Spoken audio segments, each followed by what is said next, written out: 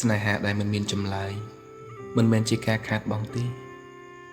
វាអាចជាបទពិសោធន៍ដ៏ស្ងៀមស្ងាត់ប៉ុន្តែមានតម្លៃបំផុតពេលអ្នកស្រឡាញ់នរណាម្នាក់ដែលគេមិនបានឆ្លើយតបឬមិនបានតបនៅក្តីស្រឡាញ់ចំពោះអ្នកវិញអ្នកអាចរៀនដឹងពីភាពអត់ធ្មត់អ្នកអាចរៀនពីការស្រឡាញ់ដោយមិនមានការទាមទារហើយអ្នករៀនស្គាល់ថា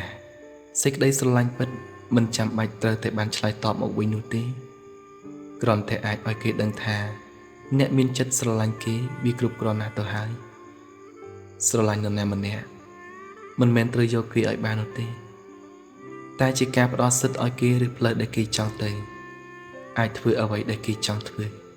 ឬសូម្បីតែគេតម្រូវឲ្យអ្នកដើរគេចមុខចេញពីគេដើម្បីឲ្យគេបានរីករាយក៏ដោយស្រឡាញ់និងចង់បានគឺមានអត្ថន័យខុសគ្នាអ្នកអាចឈឺចាប់តែសមត្ថភាពចិត្តរបស់អ្នកក៏រីកចម្រើនឡើងអ្នកអាចបាក់ទឹកចិត្តតែការយល់ដឹងរបស់អ្នកក៏បានកើនឡើង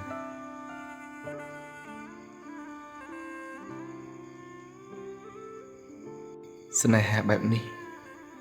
បើទោះបីជាគ្មានពាក្យយើងក៏នៅសល់ស្នាមអារម្មណ៍ស្រស់ស្អាតមួយដែលធ្វើឲ្យអ្នករីករាយរាល់ពេលរំលឹកដល់ក្តីស្រឡាញ់នោះពេលអ្នកស្រឡាញ់នរណាម្នាក់ដោយគេមិនព្រមទទួលយកអ្នកនឹងយល់ថាសេចក្តីស្រឡាញ់គឺជាការផ្ដល់ឲ្យមិនមែនជាការទាមទារឡើយហើយនៅថ្ងៃណាមួយអ្នកនឹងសូមអរគុណដល់មនុស្សដែលមិនបានស្រឡាញ់អ្នកព្រោះពួកគេជាអ្នកបង្រៀនស្នេហាដំបូងបំផុតនិងឈឺចាប់បំផុតឲ្យអ្នកបានយល់ពាក្យថាស្រឡាញ់ដោយមិនត្រូវការស្រឡាញ់តបមកវិញស្នេហាដែលមិនមានចម្លើយ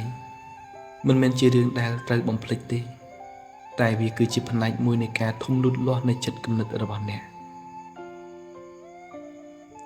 សូមចងចាំថា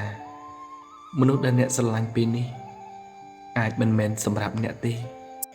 តែការស្រឡាញ់ដែលអ្នកបានផ្ដល់នោះសម្រាប់អ្នកជានិច្ចស្នេហាដែលមិនបានឆ្លើយតបក៏អាចធ្វើឲ្យយើងធំលូតលាស់ក្នុងចិត្តគំនិត